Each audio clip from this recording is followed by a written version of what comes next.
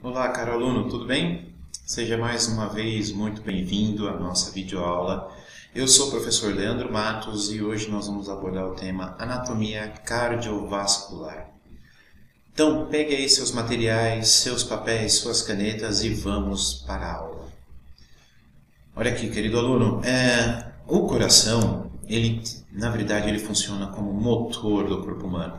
Ele tem aquela função muito parecida realmente com o motor do carro, de pegar o combustível, mandar para um lado, mandar para outro. Ele realmente é o motor do corpo humano. Sempre que nós formos estudar o coração, nós vamos estudar o coração de uma maneira, digamos assim, um pouco separada. Lado direito e lado esquerdo. Isso tem muito a ver com a explicação de que o lado direito vai transportar um sangue rico em CO2 e que o lado esquerdo vai transportar um sangue rico em O2. E o que seria isso? Se você pegar um trabalho e ler que tem lá o sangue com CO2, isso significa gás carbônico. E se esse sangue contém O2, isso significa que esse sangue tem oxigênio. Tudo bem?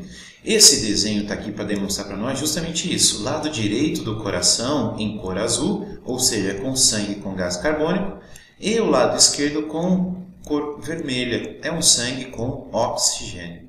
Tudo bem? Aqui a anatomia do coração vai se dar da seguinte maneira. Lembre-se sempre disso. Todo vaso que chega no coração será chamado de veia e todo vaso que sair do coração será chamado de artéria. Tá? Aqui do lado direito tem uma representação que o sangue está chegando, ou seja, ele chega por uma veia, e aqui tem uma representação que o sangue sai. Esse vaso já vai então ganhar o nome de artéria. Okay? Para entrar e sair do coração existem vasos, ou veia ou artéria. Agora, para essa estrutura que está aqui acima, chamada de átrio, mandar o sangue para a estrutura que está aqui abaixo, chamada de ventrículo, entre eles vão existir as chamadas válvulas cardíacas, as famosas válvulas cardíacas. Okay? Veja esse desenho aqui, ó. Aqui eu coloquei um desenho para exemplificar essa história. Tem um vaso chegando, ele está em cor azul, então ele é chamado de veia. Esses que chegam no átrio direito, são chamados de veia cava superior e também de veia cava inferior. E aí o sangue, assim que ele chega no átrio direito, ele vai ser direcionado para esse espaço aqui embaixo chamado de ventrículo direito.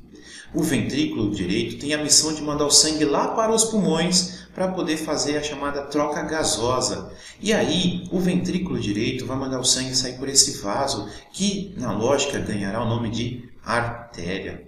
Esse sangue, então, foi até os pulmões, ele fez a troca gasosa e tem de retornar. Ele vai retornar para o átrio esquerdo, e aí o átrio esquerdo mandará esse sangue para o ventrículo esquerdo.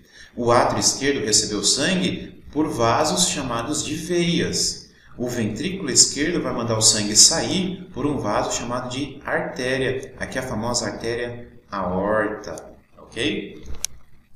Olha esse exemplo aqui. Lado direito com sangue azul, e aí o sangue azul foi em direção até os pulmões, e esse sangue acaba retornando em cor vermelha. Então, sangue com gás carbônico que vai até os pulmões. O pulmão entrega então esse sangue com oxigênio, e aí esse sangue com oxigênio vai para o átrio esquerdo. Do átrio esquerdo ele cai para o ventrículo esquerdo, e do ventrículo esquerdo esse sangue vai para o corpo inteiro. E o corpo humano precisa do oxigênio para manter a sua função. Ele, usando o oxigênio, ele vai entregar para o sangue novamente o gás carbônico. Olha o caminho aqui, ó. O gás carbônico acaba retornando para o átrio direito. O átrio direito manda para o ventrículo direito. E o ventrículo direito manda para os pulmões. E aí a história se repete. Ok? Esse desenho aqui mostra muito bem isso, ó. O sangue indo em cor vermelha e retornando em cor azul. Tá?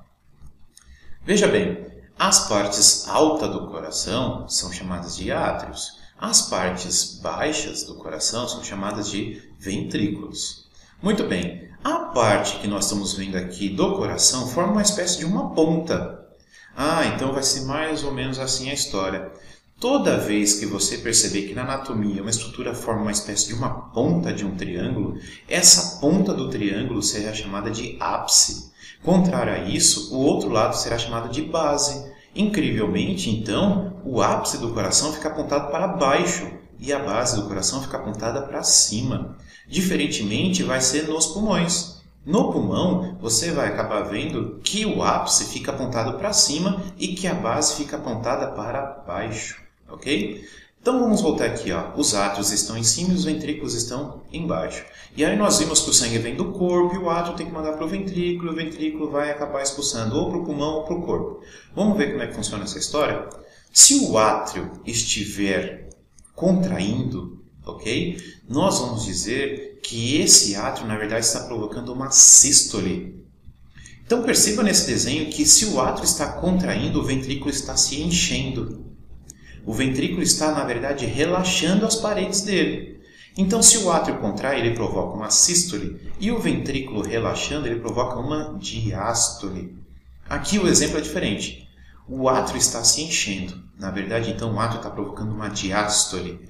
E o ventrículo é que está contraindo, porque o tamanho dele diminuiu. É como se ele tivesse fechado mesmo. Então, aqui ele provocou uma sístole. E aí nós vamos dizer assim, sístole ventricular, diástole atrial. Sístole atrial, diástole ventricular. Tudo bem? Vejam que magnífico essa história. Olha, o sangue vindo do corpo vem aqui então por aquele vaso, né, de cor azul e aí entrega para o átrio. O átrio vai se encher de sangue. Na sequência, o átrio vai ter que mandar para o ventrículo. Só que enquanto o átrio está se enchendo, o ventrículo já está contraindo, né? Ele está mandando sangue sair do coração. Ok? Olha que interessante essa figura que eu coloquei aqui para você enxergar. Quando ainda o coraçãozinho está lá dentro, lá, né, da vida uterina, o feto, ele tem uma logística, digamos assim, no coração diferenciada. O ventrículo direito, como nós vimos no exemplo, ele tem a missão de mandar o sangue lá para os pulmões, né, para realizar a troca gasosa. Só que para o feto, quem faz essa troca gasosa é a placenta. Ou seja, ainda quando o feto, o ventrículo direito não funciona. O sangue acaba passando direto para o lado esquerdo, porque a troca gasosa já foi feita. Só que na hora do nascimento, quando o médico corta aquele cordão umbilical, aí aquele desenho que dizia que o sangue passava direto de um lado para o outro não existe mais. Então agora o sangue chega no átrio direito, ele é obrigado a descer para o ventrículo direito. E aí começa todo aquele caminhar de novo. Ok? Vai para o pulmão e do pulmão volta para o átrio esquerdo. Tá? Veja esse desenho que está colocado aqui para vocês. Nesse desenho tem aqui a morfologia da placenta e a placenta entrega o sangue em cor vermelha, uma cor viva, digamos que tem oxigênio. Só que esse sangue ao chegar no átrio ele vai para o outro lado. Ou seja, na vida do embrião o ventrículo direito não funciona. É porque o pulmão não consegue puxar o ar vindo lá de fora. Tudo bem? Na hora do nascimento corta-se o cordão umbilical e aí o ventrículo direito vem a funcionar. E aí tudo ok. Tá? Esse exemplo aqui do desenho é para demonstrar que quando o sangue sair do coração, ele vai sair por um vaso muito calibroso. Esse vaso será chamado de artéria. Só que à medida que esse vaso se distancia do coração, ele vai diminuindo o calibre dele, justamente para, digamos assim, frear a velocidade do sangue. E aí o vaso que saiu em grande calibre, que era chamado de artéria, começa a ganhar um calibre menor e vai ser chamado de arteríola. Esse vaso que foi chamado de arteríola, vai diminuir ainda mais o seu calibre. Ele vai ficar com a espessura de um fio de cabelo. Então quer dizer que na hora que você enxergar a troca do vermelho para o azul, é a hora que esse vaso ficou da espessura de um fio de cabelo. Ou seja, essa troca lá na extremidade do corpo vai ser chamada de capilar. É no capilar que acontece essa troca. O oxigênio fica para o tecido, tem a função dele, e o tecido entrega o gás carbônico, E aí, esse gás carbônico vai voltar também por um vaso de pequeno calibre. Só que quando o sangue estava vindo, ele estava vindo por uma artéria. E na hora de retornar, ele vai retornar por uma veia. Porém, aqui no início, nesse retorno, essa veia tem um pequeno calibre. Aqui no início ela vai ser chamada de vênula. E à medida que aumentar o calibre dessa vênula, ela vai começar a ser chamada de veia. Ok? Então, vem a história aqui, ó, artéria, arteríola, capilar, vênula, veia. Tudo bem? Aqui uma representação das tantas camadas, né, a quantidade que tem de camadas aqui nos vasos sanguíneos. Aqui a representação de artérias.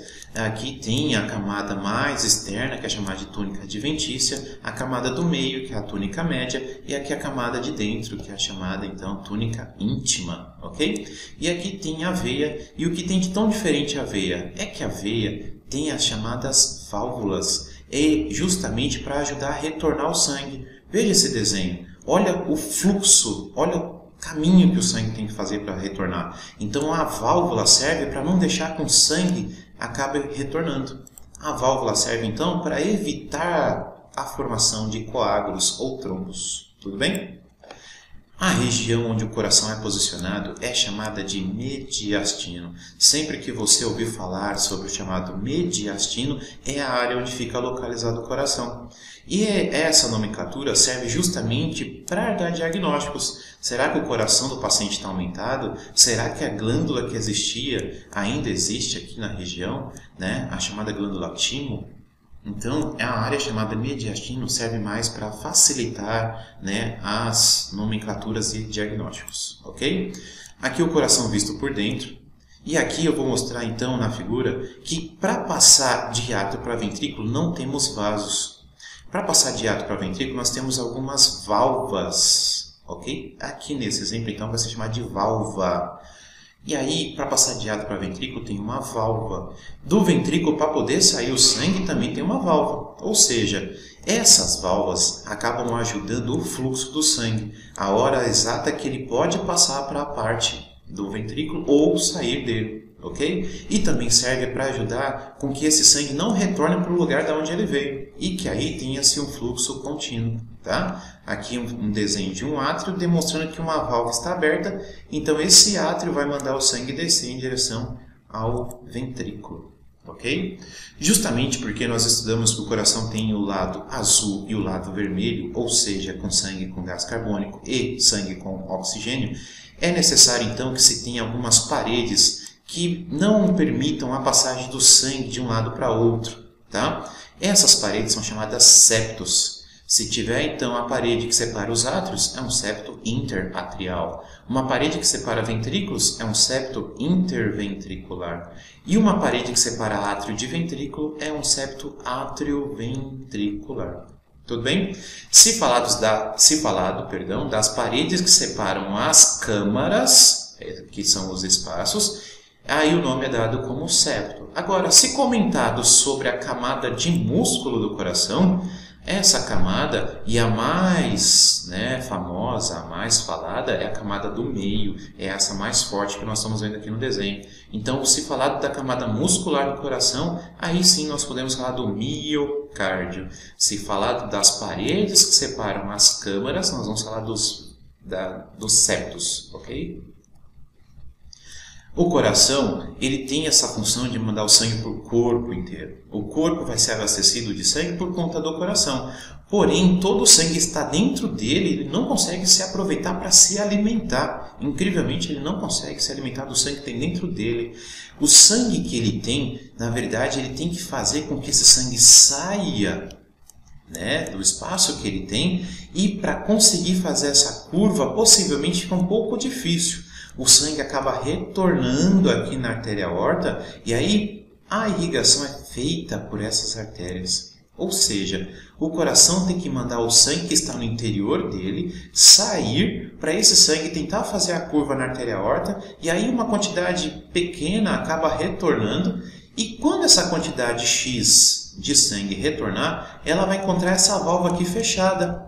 Lembram-se que nós falamos que para o sangue sair do ventrículo, teria que pedir a permissão para a válvula? E aí, quando o sangue sair, a válvula iria se fechar para o sangue não retornar para o ventrículo, não atrapalhar a vida dele?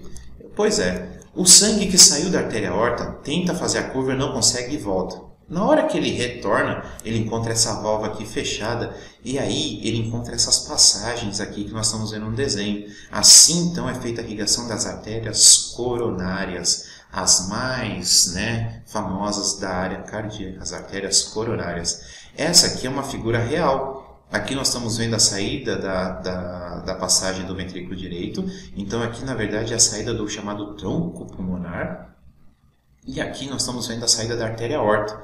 Essas aqui formando são os folhetos, né? Esses são os folhetos que formam a válvula semilunar aórtica.